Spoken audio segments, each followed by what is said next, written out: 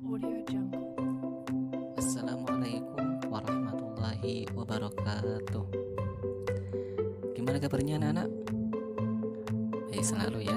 Oke, pada kesempatan kali ini kita akan belajar mata pelajaran ke N1 ya. Oke, disiapkan dulu buku tulis ke N1-nya. Barangkali nanti kalau ada yang penting bisa ditulis di buku tulis ya. Sebelum kita mulai pembelajaran pada kali ini, kita membaca basmalah terlebih dahulu. Bismillahirrahmanirrahim. Audio Jungle. Ya, baik anak-anak. Nah, pada kesempatan kali ini Pak Islah akan membahas tentang sejarah berdirinya Nahdlatul Ulama ya.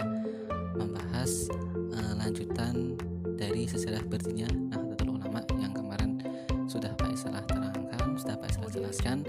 Ini Pak Islah melanjutkan ceritanya. Oke? Baik, sekarang disimak dengan baik-baik.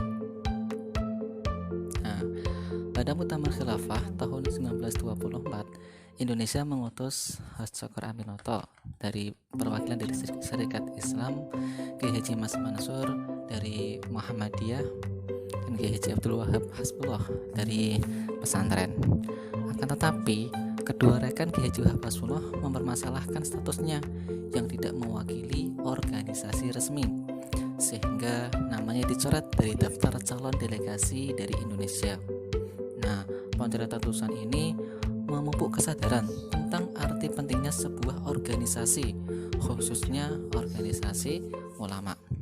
Nah, dari situ para ulama mengadakan pertemuan di kediaman Kiai Haji Abdul Wahab, tepatnya di Kertopaten, Surabaya, dan di situ membentuk Komite Hijaz, di mana diketuai oleh Kiai Haji Hasyim Asy'ari.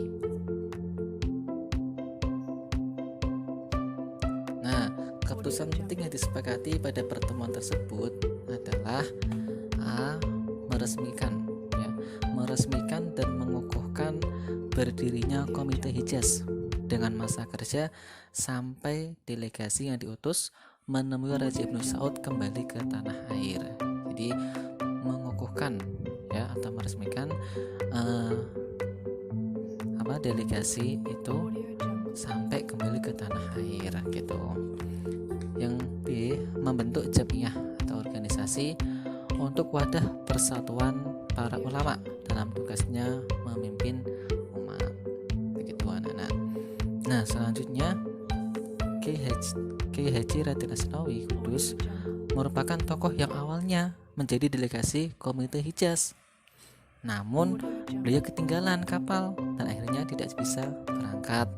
Akhirnya yang ke sana yaitu Kiai Haji Abdul Wahab dari Indonesia bersama Syekh Ahmad Al-Naim Al-Masuri, ulama Mesir, dan Kiai Haji Dahlan Abdul Qadir, pelajar Indonesia di Mekah. Nah, sekarang kita akan membahas waktu lahirnya Nahdlatul Ulama ya. Nah, berdasarkan tadi ya Ustaz Faisal jelaskan, keputusan Komite Hijaz bahwa masa tugas delegasi sampai sepulangnya dari tanah Arab. Nah, di situ setelah Kiai Haji Abdul Wahab pulang, beliau hendak membubarkan Komite Hijaz. Namun, Kiai Haji Hasyim Asy'ari mencegah dibubarkannya Komite Hijaz. Beliau menghendaki komite tetap berjalan dengan tugas baru, yaitu membentuk jamiah ulama seperti itu ya. Nah, selanjutnya akhirnya pertemuan pun dilakukan di rumah kediaman Kiai Haji Ridwan Abdullah, Surabaya. Tetapi gerak-gerik para kiai itu diintai oleh intelijen Belanda dan mereka tidak mengizinkan untuk mengadakan pertemuan karena pada saat itu adalah masa penjajahan Belanda. Nah, namun dengan alasan akan menggelar hal Syekhona Khalil Bangkalan, akhirnya intelijen dari Belanda tersebut mengizinkan untuk mengadakan pertemuan. Di situ membuat strategi di mana para tamu undangan yang ada di depan rumah itu melantunkan tahlil, sedangkan para kiai di dalam rumah itu mengadakan pertemuan terbatas untuk mendirikan Jam'iyah Nahdlatul Ulama.